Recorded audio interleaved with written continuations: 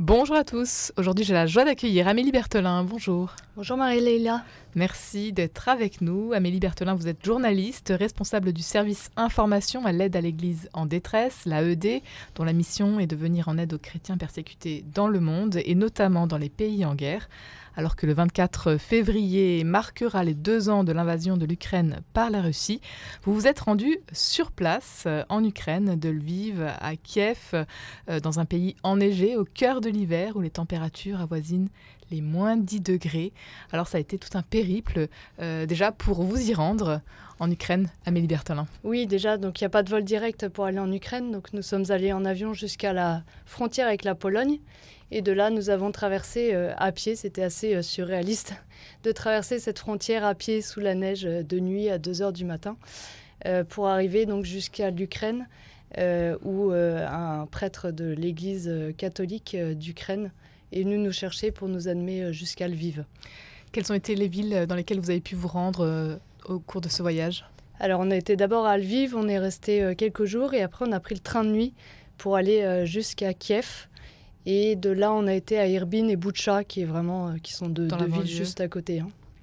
Pourquoi teniez-vous à vous rendre en Ukraine Alors, déjà pour voir la réalité de l'église sur place, la réalité du terrain, c'est fondamental pour nous d'être sur le terrain pour pouvoir vraiment être porte-parole de ce que vivent les chrétiens sur place. Et puis, en fait, l'AED a une histoire un cœur à cœur, je dirais, avec l'Ukraine. L'AED qui a été fondée en 1947, juste après la Seconde Guerre mondiale, et qui a vraiment participé à la reconstruction de l'église gréco-catholique et latine sur place, qui avait subi de très fortes persécutions en Ukraine. Donc ce lien est très fort et donc voilà. Et qu'il est nécessaire donc d'entretenir ce lien. Voilà, exactement. Amélie Berthelin, du coup, sur le terrain, la réalité, quelle est-elle aujourd'hui, là où vous avez pu vous rendre ? Alors la réalité, elle est presque surréaliste, pour reprendre encore un mot que me disait récemment un frère capucin sur place. Parce qu'en apparence, alors à Lviv, à Kiev, même à Irbin ou Boutcha, on a presque l'impression qu'il n'y a pas de guerre, c'est-à-dire qu'il n'y a pas de destruction, où les parties qui ont été détruites à Boutcha ont été très vite reconstruites. Donc sur cette partie-là, et même à Kharkiv, qui est beaucoup plus à l'est, on n'y a pas été, mais j'ai eu beaucoup de témoignages sur place, ça a été beaucoup reconstruit. Donc on pourrait penser qu'il n'y a pas la guerre, mais dès qu'on interroge les personnes, on voit une souffrance extrême, et en fait des personnes qui sont traumatisées par cette guerre. Aujourd'hui, le peuple souffre. Qu'est-ce qu'ils vous ont dit ? Quelles ont été les personnes que vous avez pu rencontrer ? Puis les témoignages ont été nombreux, bien évidemment, mais peut-être commencer avec la population. Oui, c'est ça. Un mot qui ressortait tout le temps, c'est la population est épuisée. Épuisée, mais déterminée. Vraiment épuisée par... alors on pourrait dire c'est bientôt 2 ans de guerre, mais en fait là-bas sans cesse on nous rappelle que la guerre a commencé bien avant. Voilà, bien avant, en 2014.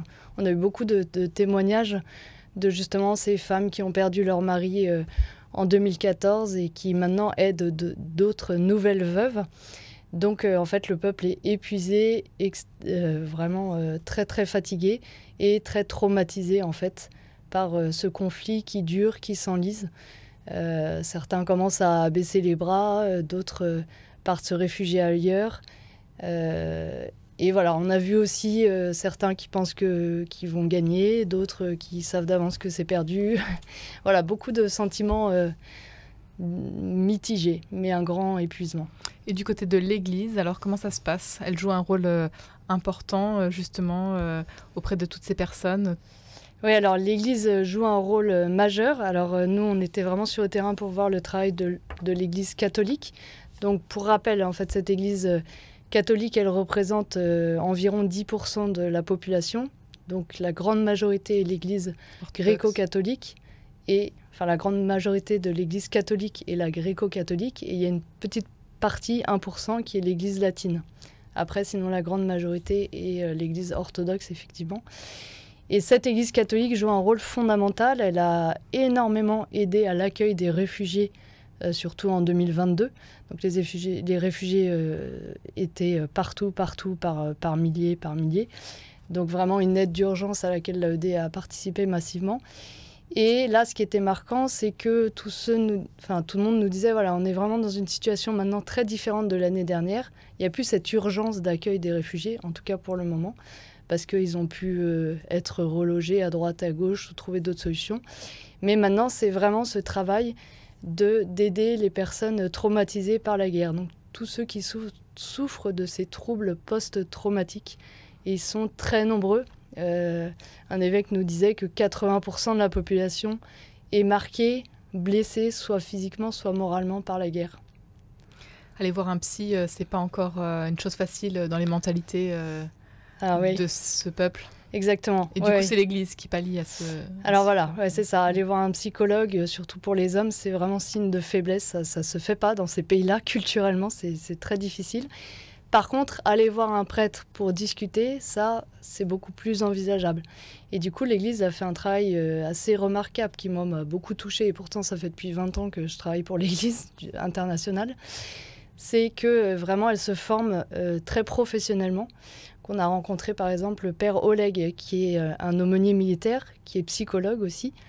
Donc, qui lui-même a énormément été au front pour soutenir les soldats, les personnes au front, pour les aider psychologiquement. Et du coup, il a fondé différents centres de formation à l'aide psychologique pour que ces personnes elles-mêmes forment des personnes. Et c'est comme ça qu'il y a un réseau très professionnel en fait, d'accueil de la personne. Et ça, ces exemples sont multiples dans toute l'Ukraine. Ce sont plus de 600 projets que soutient l'AED en ce moment en Ukraine. Amélie Berthelin, notamment donc assister ces prêtres dans la formation et dans la formation à la guérison des traumatismes et à l'accueil donc des personnes déplacées. Quels sont les autres projets que vous soutenez? Il fait très froid, il y a des projets de chauffage aussi. Oui, alors il y a énormément de projets, effectivement. Là, jusqu'ici, je crois que la somme totale, c'était 15 millions d'euros. Alors, ce qui peut paraître énorme, mais les besoins sont tellement immenses.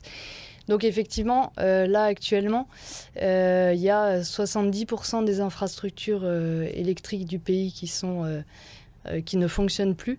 Donc l'immense défi pour l'Église, c'était d'essayer de trouver des générateurs pour la population, pour les écoles, pour les personnes, notamment pendant ce deuxième hiver qu'ils affrontent. Donc il y a des aides très matérielles comme ça. C'est fournir des générateurs pour que les gens puissent avoir le chauffage, la lumière, l'électricité. Et puis, par exemple, on a énormément aidé tous les séminaires, il y en a 10 en Ukraine, à se construire ou se reconstruire.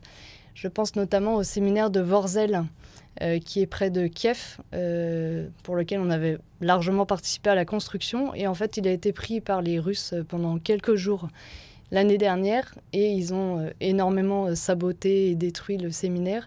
Donc on a reconstruit après très vite, alors qu'on est en pleine guerre. Ça pourrait être étonnant. Mais on voulait vraiment que les séminaristes puissent poursuivre leur année scolaire pour continuer leur travail. Et on sait que on a rencontré d'ailleurs le recteur qui était très touchant parce qu'il remerciait et il disait à quel point maintenant le séminaire est même encore plus beau qu'avant. Et on a rencontré beaucoup de ces séminaristes dont certains viennent de l'Est du pays et vivent des histoires très, très fortes aussi avec cette guerre. Il y a ce fossé tout de même que vous avez pu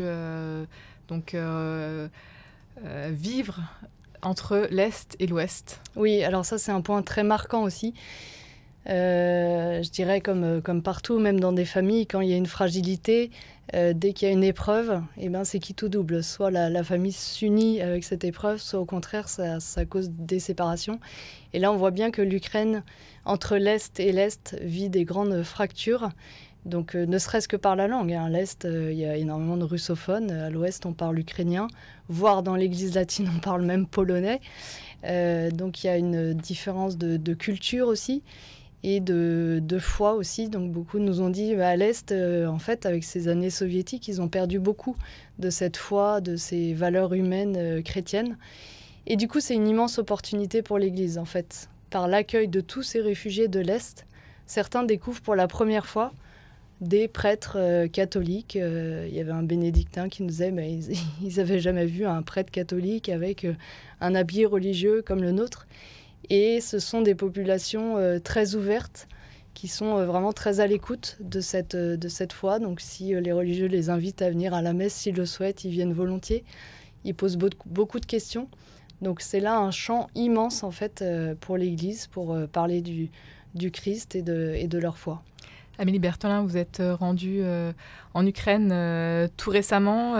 Les rencontres ont été nombreuses. Alors s'il fallait peut-être en raconter une qui vous a tout particulièrement bouleversée. Alors effectivement, difficile d'en trouver une.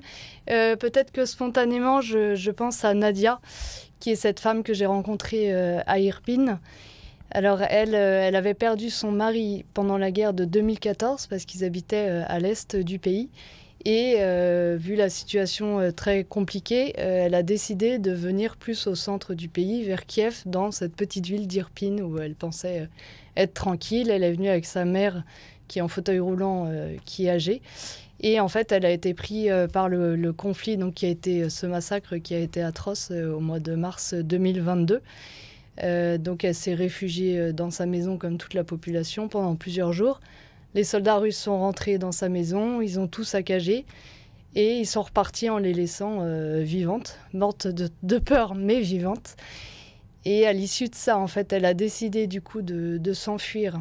Elle a réussi par je ne sais pas quel miracle à passer sous les bombes et à sortir du pays où elle a été accueillie en France, à Lons-le-Saunier. Donc, je ne sais pas s'il y a des auditeurs de Lons-le-Saunier, mais en tout cas, elle a un souvenir incroyable de l'accueil qu'elle a reçu en France, où elle est restée pendant 4 mois. Et elle est revenue après à Irpin. Et là, elle a vu la photo de son mari. En fait, la photo de son mari était considérée comme un héros de guerre, donc était affichée dans les rues. Et en fait, il était criblé de balles, cette photo. Donc, comme s'il avait été tué une deuxième fois. Mais c'est très touchant de voir la foi de cette femme qui est restée très, très vive, très présente. Et elle dit vraiment, pendant les épreuves, Dieu était là.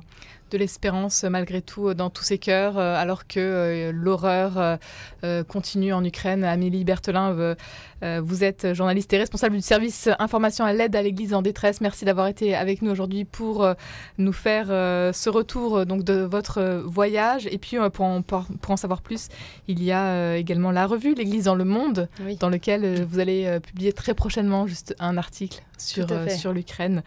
Et puis toutes les informations sur le site de l'AED-france.org, bien évidemment. Un grand merci d'avoir été avec nous aujourd'hui. Merci à vous.